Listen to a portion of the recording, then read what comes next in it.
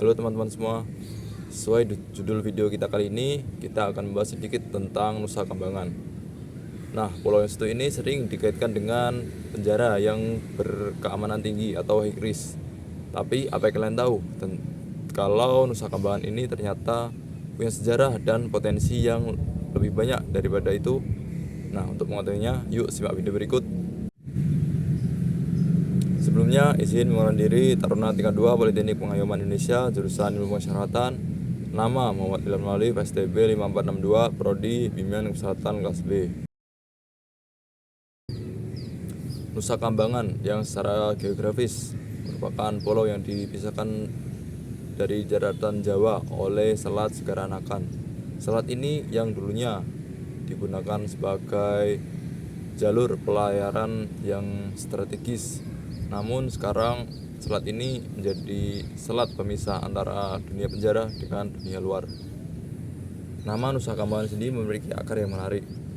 Dalam bahasa Jawa, Nusa dapat diartikan sebagai pulau, sedangkan Kambangan dapat diartikan sebagai mengambang atau terapung. Jadi secara harfiah, Nusa Kambangan berarti pulau yang terapung. Ada beberapa interpretasi mengenai makna nama ini. Beberapa meyakini bahwa nama ini merujuk pada posisinya yang terpisah dari daratan Jawa yang seolah-olah mengapung di lautan. Pada masa penjajahan Belanda, Nusa Kambangan mulai dikenal sebagai pulau penjara. Nusa Kambangan dijadikan tempat bagi para tahanan politik dan kriminal yang dianggap berbahaya pada masa itu.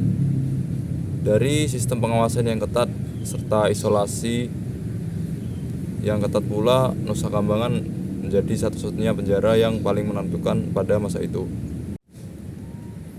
Pada masa kolonialisme ini, Nusa Kambangan dimanfaatkan oleh pemerintah kolonial sebagai tempat untuk mengendalikan serta menghukum para lawan politik dan juga pelanggar hukum pada masa itu.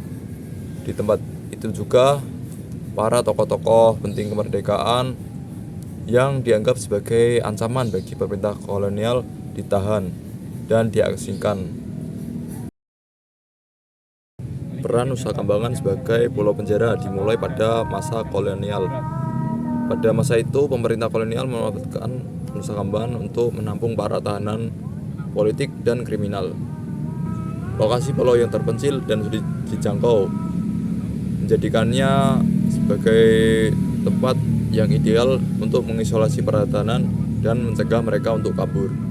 Penjara pertama yang dibangun di Nusa Kambangan adalah penjara Karanganyar yang didirikan pada tahun 1908. Penjara ini awalnya digunakan untuk menampung para tahanan politik yang dianggap menentang para pemerintah. Seiring berjalannya waktu, penjara-penjara lain mulai dibangun di Nusa Kambangan, seperti penjara besi, penjara kembang kuning, dan penjara permisan.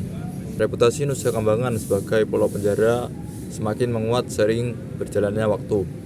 Beberapa narapidana terkenal dan berbahaya pernah ditahan di pulau ini, termasuk para pelaku kejahatan terorisme dan kejahatan transnasional.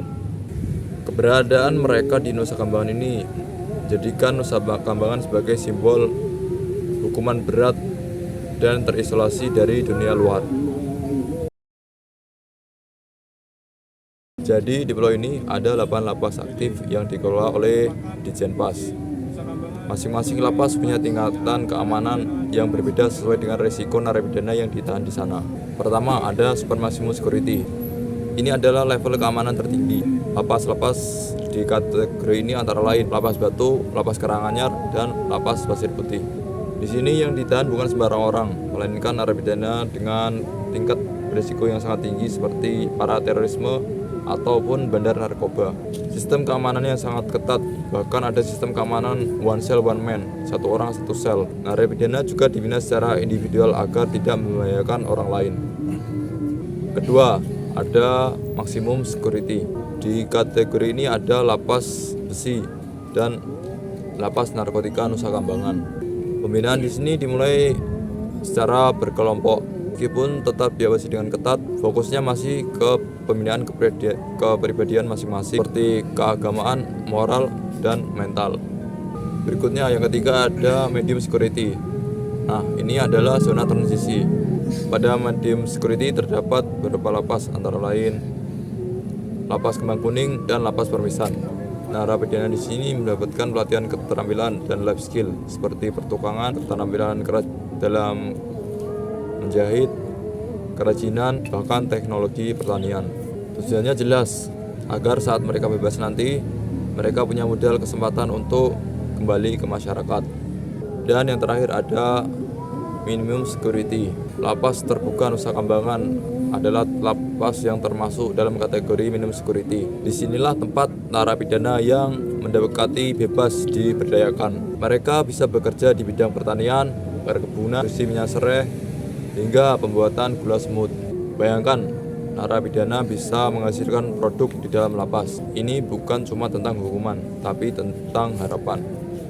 Lapas terbuka ini jadi tempat yang strategis untuk mendukung tujuan sistem pemasyarakatan, yaitu manusiakan manusia, membina, dan memberi kesempatan kedua.